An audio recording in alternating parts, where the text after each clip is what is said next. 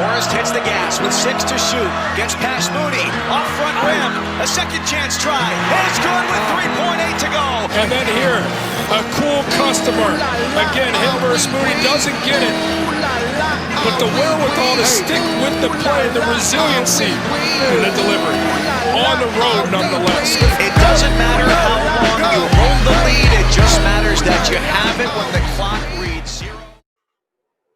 All right, everyone. Welcome to another edition of the Nole Hoops Authority podcast.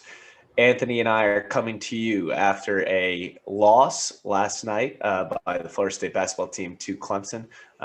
They lost by 10 points in what was probably a closer game than what the final score reflected, but definitely some things to take away from that game. So we'll start by talking about that Clemson loss, and then we'll move into previewing Duke on Saturday, which is obviously a pretty momentous game, especially after that loss. So first of all, Anthony, getting to that Clemson game, you know, we came on this pod yesterday previous to the game, and basically, you know, not to toot our own horn or anything, but predicted pretty much exactly what played out.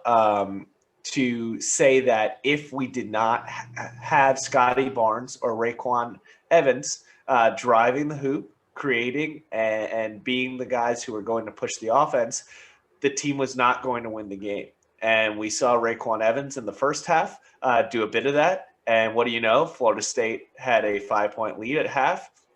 That being said, in that first half, we were also, as you said in a previous podcast, we didn't have great looks. We had looks, and they happened to be going in. Wyatt Wilkes had a few go over people's heads. Evans had a couple going over people's heads from three. You know, it was not a sustainable way to generate offense. We went into the second half, you know, because of foul trouble, which is something we can discuss in a second, and the fact that Evans disappeared.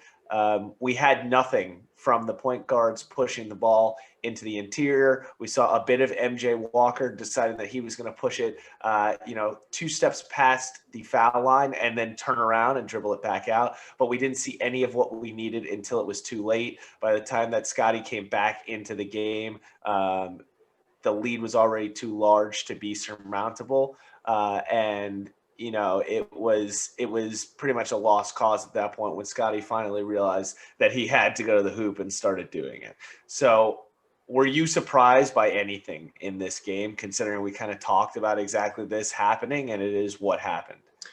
I shouldn't say I'm surprised. I'm looking at the final score that I wrote down on my notepad prior to the pod yesterday, and I had 76-68 Clemson. Obviously, we were both pretty close on our predictions and the spread as well. This is a game that we kind of saw coming, especially coming off of 2 lesser performances against Gardner-Webb and prior to that against UCF. And this is also a Clemson team that is a good team, top to bottom. They're athletic. They had a bunch of guys score. They got double-digit points from Nick Honor coming off the bench in 21 minutes. He scored 13. And he was lighting it up from the free throw line as well. And we'll talk about the free throw line. They left some points there, but the opportunities were significantly higher than the opportunities that Florida State had. You're not going to win a game when one of your best players in Raekwon Gray only has 2 points. You can't end the game on 2 points if you're going to be one of the leaders on this team and a guy that early in the year we said could have a look at the NBA if he kept playing to the high standard that he was as we started the year. But I think what we saw towards the end of the game is, yes, Scotty was ready to take over. And at one point he had a couple plays where he drew a foul, missed a free throw, got a rebound, went back up and scored again. But you could tell towards the end of the game when he came back in, he was significantly less aggressive. And he knew he had to be significantly less aggressive because he was going to foul out. So I think, you know, I'm not surprised. This is a good Clemson team, but with that said, a little disappointed seeing as we went into halftime with a lead, and actually it could have been a larger lead at halftime if we didn't kind of let off the gas a little bit. And this is a winnable game that we should look back at. And I don't want to say disappointed, but maybe learn from and grow from as a team and say, like, look, guys, like, we got to start waking it up. We have to play better. You can't just like shoot threes over a guy's head and anticipate them to go in. We need to drive the basket. They put the clamps on Polite last night. I had projected Polite to be the guy that carried us, but they really locked him down from the 3-point range. and he only had 2 free throws. So he wasn't necessarily going to the basket either. I mean, we talked about it after the game. The foul disparity in this game was pretty significant, and it being a home game for Clemson and them shooting 33 free throws compared to 9 for Florida State, tough look on the ACC. The reporters coming out of FSU and some ACC reporters were saying, like, look, this is like, there's a clear disparity here, and I'm not calling for any tomfoolery here. I'm just saying you're not going to win a game when you only get to the line 9 times, albeit we shot a little bit better. We shot almost 70%, 66% from the line, and at least Scotty saw one go in, but he only had 2 attempts. And again, you're not going to win unless he's shooting. I would love to see Scotty shoot 10 free throw attempts a game. And if he's shooting 50%, so be it. They even said it on the broadcast last night that when he shoots a free throw, it doesn't look like a 41% free throw percentage shot. It's going to go in, but it's not going to go in if you don't get there. So a little disappointing in the offensive performance of Florida State. And Ham came out after the game and said that he was looking to make some adjustments on the defensive side and admitted that the defense needs to adjust from everyone switching the way they are right now. And I'm hoping that could kind of lively up the team itself. The defense didn't look bad, but it looked a little lethargic and it looked slow on the switches, and it gave some open threes in the second half to Clemson, and that's kind of why they pulled away. Yeah, let's just talk about the free throw thing for a second, because you made a lot of great points there. But while I do think that there's no case where the free throw disparity should be 33-9, more than 3 times as many free throw attempts should not happen in any game in any conference. I will say that Clemson did draw a lot of those fouls because of the way they were playing as compared to how we were playing. So if you look back at a game like last year when Florida State played Pittsburgh, and you just saw it be a whistle fest where it was kind of like, what's going on here? I didn't get the full impression like these refs are just completely one-sided. Yes, did I think that they were a little bit more tic-tac on one side than the other? I did, but Clemson was also playing to a level and a standard and with aggressiveness that drew those fouls. So it's not to take that away. However, there's clearly an issue in the ACC. If you look at how Clemson got their loss to Virginia Tech at Virginia Tech, they got outshot at the free throw line by 2 times as many. And if the ACC is going to continue to have these disparities, you're going to continue to see games where, we're not going to see a consistent leader in the ACC unless you referee these games consistently. So that's another point for another day. But I don't think it's appropriate to blame this game completely on free throws. I think if every call was made the way it was supposed to be called, Clemson still wins this game. And Yes. People who are saying the other way are not really understanding how the game was played. And here's the reason why. We said it yesterday in the preview. Clemson is basically playing like Florida State hopes to play. And they're basically using their roster the way Florida State wants to. In that second half, they did exactly what we've been begging Florida State to do. And it didn't even have to be one of their top 4 guys who did it. Nick Honor decided, I'm going to the hoop every single time until they prove that they can stop me. And we were caught on our heels entirely. And his aggressiveness led them to a win. We said yesterday, who's going to take over Florida State? You said Anthony Polite. They geniusly game planned to just shut Anthony Polite off entirely. I said Raekwon Gray. He did nothing. Who was it that took over Florida State? It was no one. No one decided they were going to be the Nick Honor for Clemson and go to the hoop. And that is what is frustrating, but it's also encouraging because I didn't see anything really redeeming from Florida State's offense yesterday, other than that the 3-point shooting was better than it should have been, considering how bad the looks were. The creation on offense was extremely poor. We saw a decent half out of Raekwon Evans in that first half. Mm-hmm. Nothing else was redeeming. I can't think of one other good thing from that offensive effort. Balsa had a couple decent moves, I get. But there was no flow, and still there's no recognition of what we need to do. And my hope, and I do predict that this might be the case, is that when Scotty gets that 4th foul and has to sit on the bench for most of the second half and is watching as our team flounders on the offensive end. And as Clemson is incredibly successful because Nick Honor is pushing the ball to the hoop, and then he comes back in and realizes he needs to push, that maybe that was what he needed. To actually be forced out of a game because of fouls and have to watch, maybe that's what turns the light bulb to where he gets it. Like, if I'm not pushing and then Raekwon Evans is coming in after me and playing in the same style, this offense is lost. Yeah, and it's funny that you say that, because when he did come back, I was like right around the 5-minute mark in the second half when he was put back into the game. There was a point when he was driving the basket and he actually looked to turn back and pull it back out and realize, like, there's no one guarding the basket because I haven't gone there all game, and finally went and got a foul. Like, that's what you need to continue to do. Like, show some confidence. You're 6'8". You're the biggest freshman point guard. You're the biggest point guard in the country. Like, attack the basket. There's not a point guard in the country that can defend you. If he is head down going to the basket, just do it. Just do it. It's so simple. And, as I'm looking at the box score from last night, another thing that kind of jumps off the sheet here is 19 offensive rebounds for Clemson opposed to 8 offensive rebounds for Florida State. Terrific. Horrible. And if your defense is going to allow that, you're not going to win games. It's pretty simple. You're not going to win games. Second chance points are going to kill you day in and day out, game in and game out. It seems so like simple, to like a simple fix, but when we're switching everything on defense and then you have to hustle back to try to get to the guy that guards the basket, and then your big man needs to step out to block, well, there's no one in the lane to go get that rebound, and they could jack up as many floaters or shots off the glass as they want, and knowing that they have not even a big. This team didn't even have a big. They didn't have a single big. Sims sits on the three-point line and jacks up shots. It's not like he was banging down low off the glass.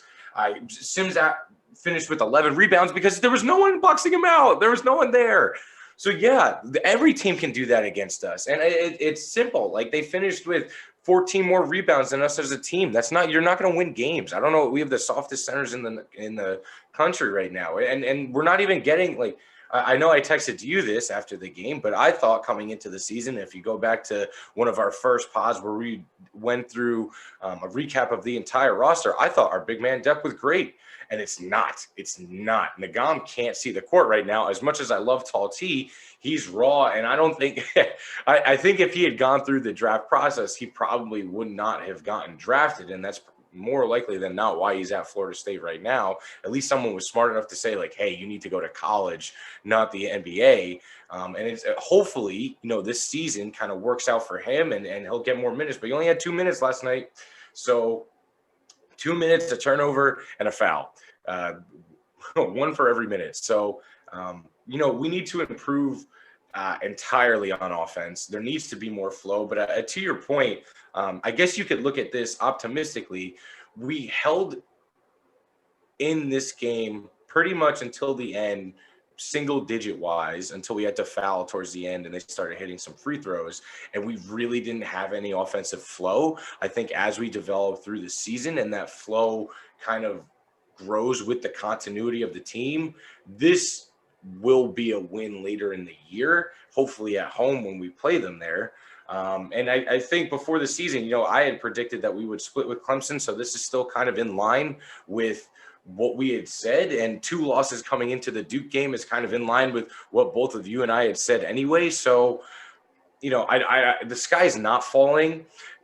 There's been years where we've started 0-4, 1-4, 1-3 in the ACC and popped off. So, like, I'm not necessarily super concerned. It's more, the offense needs to start coming together. The defense needs to start switching better.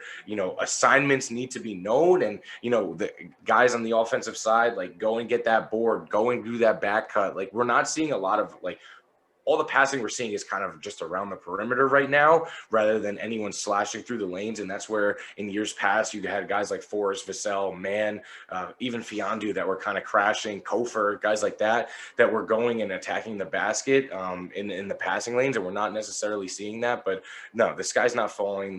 We still have a roof over our heads. We're going to be okay. This team just has to improve. Overall, it has to improve. Yeah, and I want to address a few things you said because I once again, I think there was a lot of good stuff in there. Not to overly harp on Scotty, because I think we do every podcast talk mostly about Scotty, and we need to stop doing that. That being said, the basket you talked about where he kind of, turned around and found himself under the basket. The announcer, I think, said it best. He said, Scotty Barnes dribbled himself into a place where he happened to be wide open under the basket, and then he shot it. And that behemoth of a man, he must be 7'8". I have no idea how tall that announcer is, but he towered over the other poor little guy. But he made, throughout the game, he made several comments where every time Scotty got a basket, he'd be like, does he realize he can do that every time? Yeah. Like, we're not the only ones who see this. It's got to be a point when Scotty sees it, and I don't know if it's a mental block. I have to think that this coaching staff is telling him and showing him on tape how he's got it. But if that guy on the broadcast who's probably sitting somewhere in North Carolina calling that game, maybe he was at the arena last night. I think he actually was. But either way, if he could see it, hopefully Scotty can see it. To the point about the sky not falling, I think the defensive fix is relatively simple. And in years past, we talked about it a little bit yesterday, but we were not switching 1 through 5. We were switching 1 through 4 and then hedging that 5 down low post to where everybody else switched around that. And I think that the issue is that in this short off season, and the fact that Ham said we worked more on offense in this offseason than defense, we haven't yet gotten comfortable enough to do that type of scheme. And once we do, where we're keeping the 5-man down low, I think that you're going to see that defensive rebounding issue improve drastically. But I think this is more of a product of the pandemic and everything we're seeing than any other element of Florida State's game, is that the defensive scheme hasn't been worked out to where it's going to be yet. And once we do see that hedging, we're going to see both the defense improve overall, and we're going to see the rebounding improve. Because other than rebounding, the defense was very good last night, especially in the first half. It was the best defensive half Florida State's played all season by a considerable amount. And so we just need to be patient, because I do believe that's going to happen. And as far as the sky falling overall, there were some things to be optimistic about yesterday. Like you said, the team is still playing like trash, and they're still in these games against good teams. Clemson is a really good team. Right now, Clemson is the best team in the ACC. I don't think that is a ridiculous thing to say at all. I think that Clemson has everything you look for, just like we spoke about yesterday on the pod in terms of leadership, defense, the things that win you an ACC conference. Will it remain that way at the end of the season? I don't personally think so, because I think teams like Florida State and Virginia may be a little bit too talented and might overcome them. But it's not out of the realm of possibility. So for people who don't watch basketball often, or the Florida State fans who, have only followed football and now decide, oh, I'm pretty depressed by that sport, I might as well watch basketball for once, and don't understand that just because a team's name isn't attached to being a good basketball program doesn't mean they can't have a really good team in a given year. This is a very good Clemson team. This is a better Clemson's team that we just played is better than any other team we've seen on our schedule. Yep. And I think they did not even play nearly up to their ability in the first half. And what we saw in the second half is a consistent effort from them. So let's not make this out to be a bad loss, because it wasn't a bad loss. That being said, there's a ton to improve on, and I think we will get there. I was happy to see that the energy was better. There was plenty of energy throughout the game. The issue was the aggressiveness. There was no aggressiveness. No. Someone needs to have the fire in their eyes to go and attack the basket when we need to. It was always Trent Forrest in years past. And obviously we're seeing like what life without Trent is. And it's not a bad life. You know, I'm not going to sit here and say like, oh, this is terrible. Just somewhat, there needs to be more consistency. We're leaning on a freshman to lead an offense. Playing, where was he from? West Palm Beach. Like, I'm not going to say like that's a talent-rich area for basketball. Obviously, the way high school basketball and AAU basketball and all this basketball is set up, he's obviously seeing good talent across the country pretty much all the time. But it's not ACC play consistently across the board who he was playing. So it's tough for him to adjust to the level and know what he needs to do. This is only our second ACC game, so there's plenty of time for the team overall to adjust as well. What I am, happy about is that we did see, like you said, the defense step up. We had 6 blocks last night, 8 steals. One thing we definitely need to clean up is passing. 17 turnovers compared to Clemson's 12. Need to clean that up.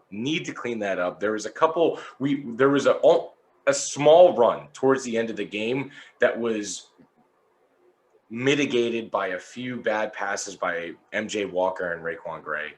Those are guys that shouldn't be making mistakes at the end of the game. Those should be closers. I know you and I have discussed that I called MJ the closer early in the season. Right now he looks like an opener, or like nothing is going well. Doesn't look like anything. No, it looks bad. And I don't see the spark in him right now that we need to see. We said that yesterday it's okay to be the number 2 here, even the number 3, but you need to be consistent in what you're doing. And each game kind of since the start of the season, he's regressed rather than shown any kind of progress. Yeah, absolutely. And that's really worrisome. I said it even in those games when we were winning against Indiana and Florida. I said, I'm not as high on NJ as everybody else is after watching him in person. He's just kind of there, and some of these buckets are coming to him. The one game that was super encouraging was when he drove to the hoop down the stretch and got to the free throw line 12 times and made all 12. Yep. That's what we need. He had every opportunity to do the exact same thing yesterday, and he looks like he's in his own head and afraid to go to the hoop. And if we cannot get him to do that, we might as well play Sadar Calhoun in our starting lineup because he's a much more dynamic athlete, even if he's wild. MJ has to lead, and I don't want to harp on it. We talked about it yesterday. This is not what we need out of MJ. We need a switch to flip with him as well. Because if Scotty and MJ can't get it together, it can't be the 1 and 2 in some order, this team's not going to reach its potential. But let's just once again say it, the sky is not falling. In 2018-19 season, Florida State opened their ACC play, like you said, with a 1-4 record. And yes, they lost games to a Virginia, and a couple other teams that were really good in the conference. But in that 1-4 stretch, they had back-to-back losses to Pitt and Boston College, neither of whom were even remotely near being tournament teams in that year. And look how that roster turned out. Yeah. Let's not panic all that much. There is the potential for this roster, and I do believe they will get there, but it hasn't happened yet, just like we predicted. Now, with that loss to Clemson, I do think that this game against Duke on Saturday becomes much more essential, because if you start out 0-2 against 2 good teams, I do think that it affects your psyche, and then you have to go up to Syracuse, where you are playing a team that plays in a very, very different scheme. Yep. And so I think this is a really important game to gain that confidence back. And I think it's really where we should see Scotty realize what's going on. What do you see from this Duke game on Saturday at 8 p.m.? So, obviously going back home for Florida State should be big. Not necessarily from like an officiating standpoint or anything like that. Just like playing at home for Florida State has been like where they've been more comfortable, at least for the last few years. Clearly indicative by their record, both out of conference and in conference. One thing that Duke does allow, it allows their opponents to get to the free throw line significantly more often than they do. On the season, they have in total 69 free throw attempts, and their opponents have had 93 free throw attempts. This is a game that the Seminoles need to attack the basket like trying something new, because the 3-point fest is not necessarily working. And I think, timing wise, it kind of works out for Florida State right now that the more likely than not, the best player for Duke is going to be out for this game. Matthew Hurt is leading the team in 18 points per game, but Jalen Johnson is kind of their dude, their highest touted recruit. And the way Duke kind of has functioned in more recent years is they kind of rely on their freshmen to carry them a little bit more than back in the days when Sheldon Williams and JJ Redick were there for 4 years at a pop. This is a team that is beatable, 3-2 on the season. What Florida State should try and do is keep them under 70 points, because the 2 games that Duke has lost this year, they've scored 68 and 69 points. That's to Illinois, 83-68, and Michigan State, 75-69. Every other game they've scored over 70, and those are the games they've won. I think this is a Florida State team that can hold them under 70 points, especially at home. And we'll see. This is a game that, like you said, I don't want to call it a must-win game, but you need to show more than you showed in this Clemson game from an execution standpoint at a minimum. And I think that my hope and my prediction is that we will see a little more execution than we saw last night. Yeah, I'm pretty optimistic about this game because of a lot of the things that you just said. They were running everything through Jalen Johnson. I actually do think that their offense has been freed up a little bit more without Jalen Johnson in there. And they have looked maybe even slightly better in that game against Notre Dame than they looked previously to his injury. That being said, against a team like Florida State, I think they really needed Jalen Johnson to run their post, both defensively and offensively, because now they do have 2 highly touted center recruits that are freshmen and both sit around 7 feet tall that are going to have to get in there and are going to have to play. But I don't think that these guys are the right matchup for a Florida State team. And if they don't put those guys in, you're not going to be running Matthew Hurt in the post. And you're not, most of the other guys, they're the Roaches and the other highly touted recruits for them are guards. They don't have a lot in the way of the forwards that have been giving Florida State trouble. So I actually think that this is a really good matchup scheme-wise and talent-wise for Florida State. I think that Duke will be a load by the end of the season for sure. If Coach K lets them still play by then. But, it's right now, without Jalen Johnson and what they are, I think that this is a good matchup. But it's also dangerous because we are walking into pretty much the exact same thing that we saw against UCF. They've had a bit less of a layoff. They did play, I believe it was I think we're going on 2 weeks now, I guess, since they played Notre Dame. Yeah, the last game they played was on the 16th. Yeah, so they haven't been on quarantine. They haven't been on anything. They just lost a game to Pitt because Pitt was on COVID protocols. So we're going to see a team that's coming in here fresh and has had a lot of time to game plan for Florida State.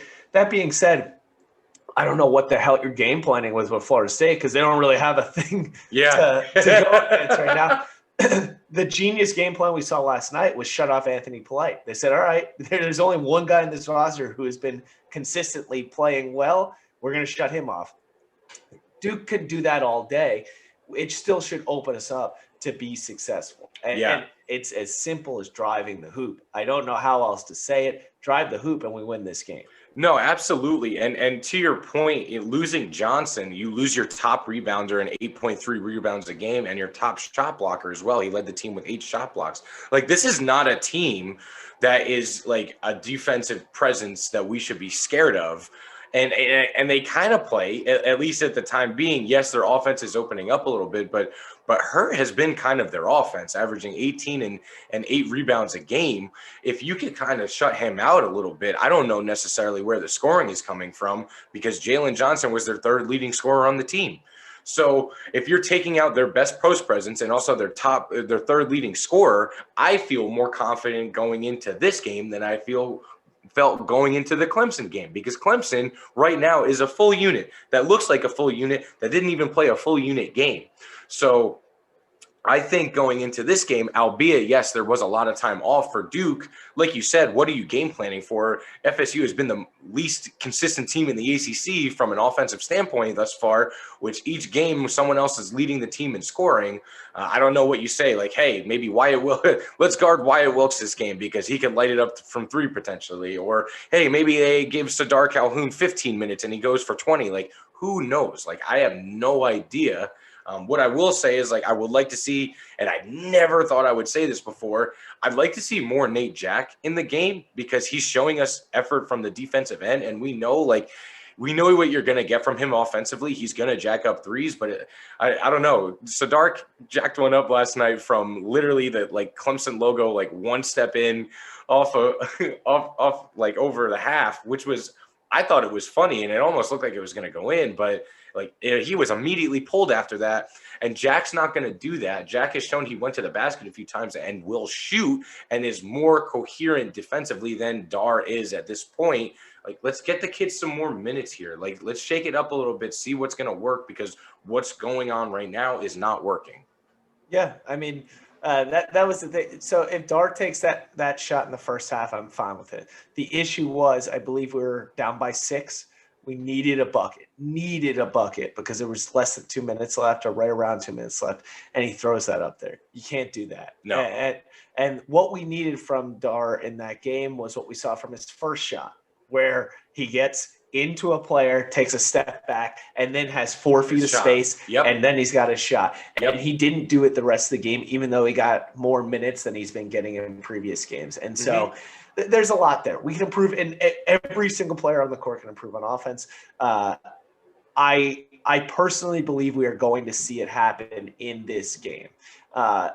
If you look at what has happened to Duke so far this season, they got absolutely dominated by an Illinois team that was willing to drive the hoop and was willing to kick the ball to Kofi Cockburn, and he destroyed them down low. Now, is Balsa, Kofi Cockburn not even within the same atmosphere? No. But can we achieve the same thing, just like we said last night, by driving the hoop and kicking it to Balsa? Absolutely. It's all there. We don't need to continue talking about the scheme. We know what we need to do. I'm sure the coaches know what they need to do, but they're just working to get this through to the players. That is going to be the case with a pandemic like this. However, I start to get scared if we don't see it again against Duke, because there's no reason now. You've gotten into ACC play. There's motivation. It's Duke. It is Duke. No game on the schedule are you going to be up for as much as this one. And if this team can't get up for this game, can't play aggressive and with the killer mentality to go down the second half and play it just like the first half, because we haven't shown that ability this year. UCF and Clemson are 2 losses. We just fell right off a cliff as soon as the second half started. If they can't figure out a way to keep that same intensity, this is going to get really concerning. Yeah, and it'll be a much longer season, excuse me, if that is the case.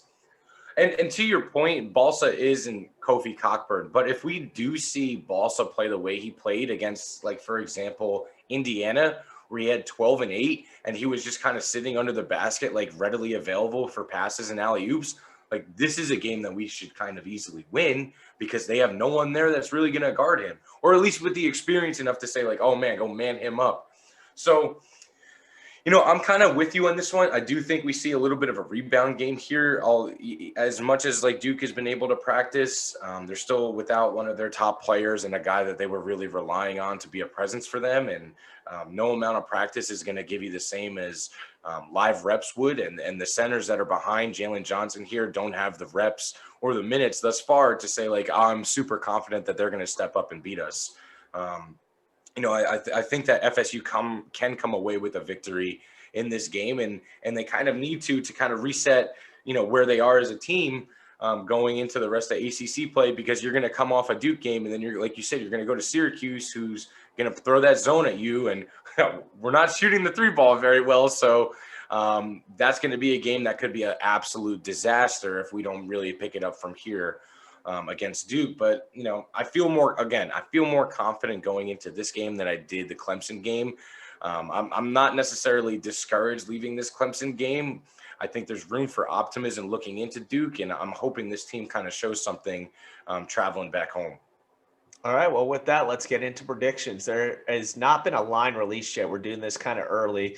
We're recording this podcast on Wednesday for a Saturday game.